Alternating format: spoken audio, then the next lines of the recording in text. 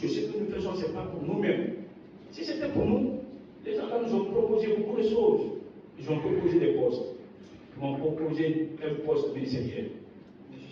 Et puis, je ne reconnais pas les faits. Dans la nuit du 29 au 30,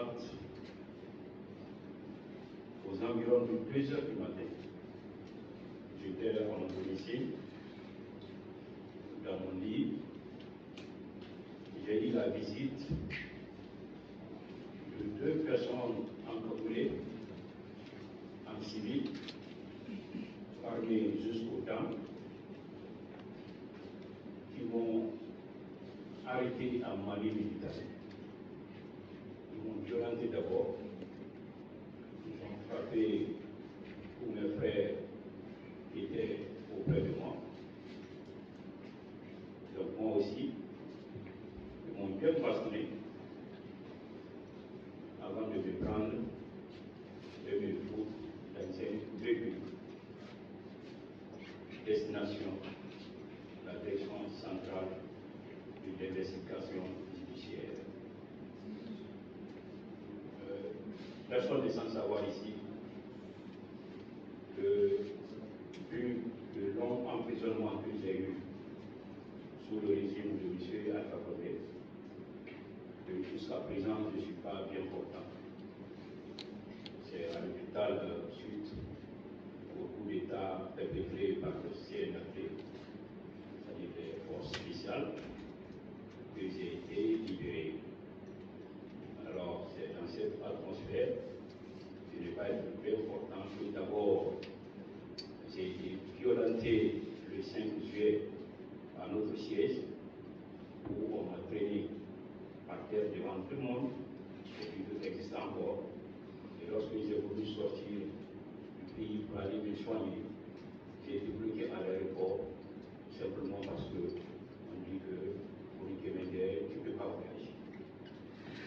Donc, vu tout ça, vu que je suis cardiaque par des hommes en civil, cette minute dans ta chambre, t'arrêter avec les armes, tu es violenté devant ta famille, t'embarquer à 2 heures du matin. Je ne peux pas dire que c'est la justice qui m'a arrêté, puisque, à mon sens, je ne suis pas en conflit avec la loi. Si j'étais en conflit avec la loi, la procédure est claire. On devrait attendre lundi pour m'envoyer une convocation. Puisque j'ai jamais vu la Guinée. Et je ne peux pas faire la Guinée parce que les militaires sont au pouvoir. Si je n'ai pas vu la Guinée au temps de M. Alpha Condé, ce n'est pas maintenant là, face à une jeune, le Oumar Silla, pour les Guinéens, va fuir la Guinée.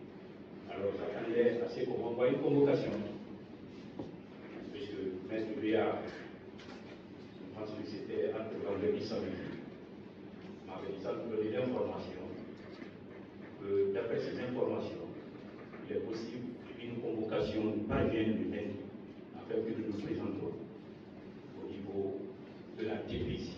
Donc on attendait cette convocation.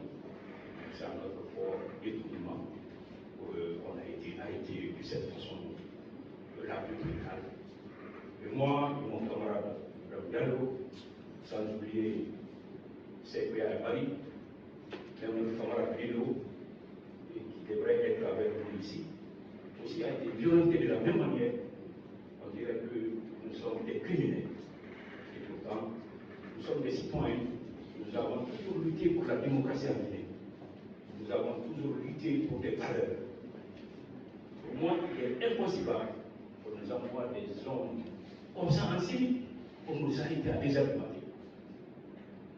C'est pourquoi on dit qu'on n'est pas en conflit avec la loi. Si c'était la loi, si c'était parce que la justice avait un problème avec nous, c'est pas comme ça. Il faut procéder pour notre arrestation. C'est pourquoi j'ai commencé par dire que ce procès, à mon avis, est un théâtre, même si vous ne me permettez pas, monsieur le président. Oui. Donc, voilà ma position par rapport vraiment à cela. Je suis devant vous aujourd'hui pour juger cette affaire, après avoir fait combien de mois en prison? Presque 10 mois. Un jour, je disais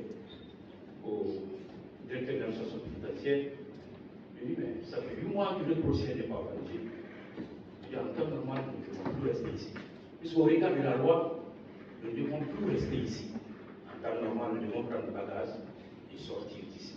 Mais, comme vous savez, comme je sais déjà que n'allez pas permettre, donc on reste calme, on prend tout ça avec beaucoup de philosophie. C'était sûr, ce combat, nous allons le faire. Parce que nous ne menons pas contre quelqu'un, nous le menons pour le peuple guinéen. Ce n'est ni contre un individu, ni pour un individu, mais nous le menons pour l'ensemble du peuple guinéen. Y compris vous, monsieur le Président, y compris monsieur le procureur. C'est pourquoi quand on appelle aux marches pacifiques, et les marches pacifiques, ça a toujours été notre dernier recours. Toujours notre dernier recours. C'est quand on demande plusieurs fois à ce que la loi soit respectée, à ce que les points de revendication des forces vives que nous sommes soient pris en compte. C'est quand on voit que, n'est-ce pas, il n'y a pas de résultat. Sans ce moment, puisque la loi nous donne cette autorisation, que nous utilisons ce dernier recours qui est les manifestations. En tant que nous ne devons pas être ici. Ça me fait mal que je sois ici. Pourquoi ça me fait mal? Le combat que j'ai mené, le combat que nous avons mené ensemble, ça vient amener le combat de sa façon. Contre le troisième mandat, la confiscation du pouvoir par M. Alpha. Vu que le CNW veut faire la même chose, puisque c'est connu de tout le monde, et que nous avons demandé dès le départ que le CNW présente sa liste. Cela n'est pas fait. Et on demande que nous présente leur patrimoine. Cela n'est pas fait. Et on demande surtout à ce qu'on instaure un dialogue fiable et fécond. Cela n'est pas fait. Surtout on demande à ce qu'ils lèvent l'interdiction des manifestations. Puisque ce sont eux qui l'ont dit dans leur charte. La charte, ils l'ont fait de façon unilatérale. Mais nous l'avons accepté. Dans l'article 8 de leur charte, ils ont dit que la manifestation est autorisée. Et que nul ne peut violer le droit à la manifestation.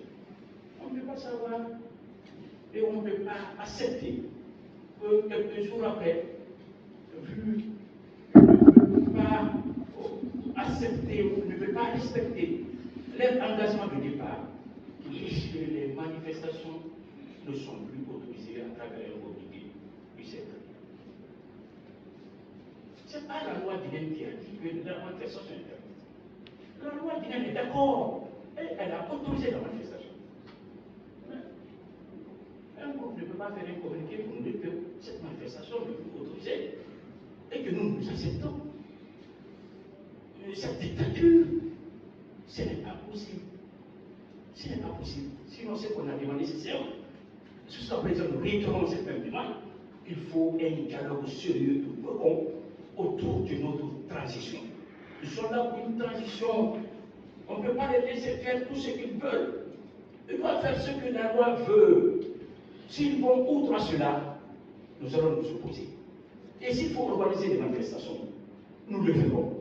Et croyez-moi que ce n'est pas l'emprisonnement, ce n'est pas la prison qui nous fera reculer face, n'est-ce pas, à cette volonté que nous avons toujours eue. Monsieur le Président, les membres du FNDC, c'est des jeunes gens qui ont décidé de se sacrifier pour cette patrie. À l'image un peu de ce que Franck Fanon a dit dans son livre intitulé Les Cadeaux de la Terre, où il dit, je cite, dans une relative opacité, chaque génération doit accomplir sa mission. L'accomplir ou la trahir. Nous avons découvert notre mission. Nous sommes en train de l'accomplir. Et nous voulons que vous nous accompagniez dans ce sens. Parce que ce que nous faisons, ce n'est pas pour nous-mêmes. Si c'était pour nous, les gens nous ont proposé beaucoup de choses. Ils ont proposé des postes. Ils m'ont proposé un poste ministériel.